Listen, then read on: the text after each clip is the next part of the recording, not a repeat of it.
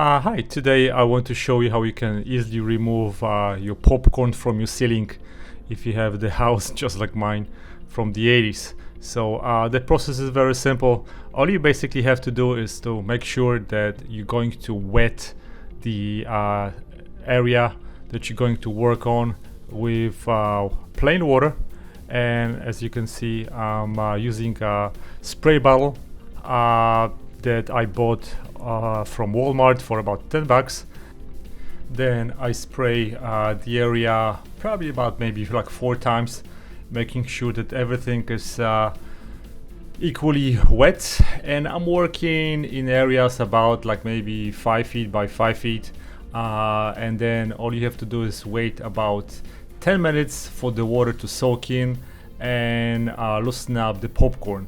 Then the next stage is you take a scraper and you gently try to scrape off just the popcorn without damaging too much of the drywall that you have.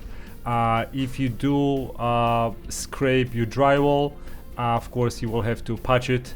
But of course another step after removing popcorn is to use joint compound and smooth out the surfaces that are uneven.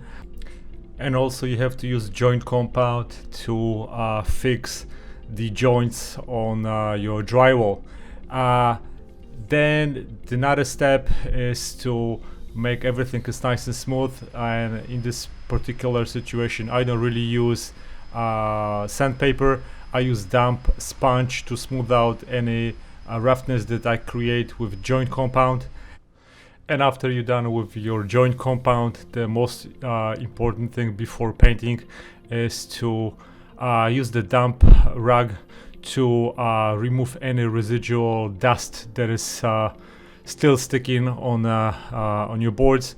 Otherwise your paint will not stick. So this is really critical. I've done about 3 sittings in my house already, and on first one I really didn't clean it thoroughly, and then I had a problem with the paint not sticking. So I learned it my lesson hard way.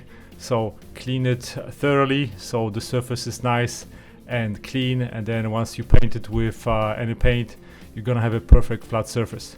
Thanks for watching, guys. Goodbye.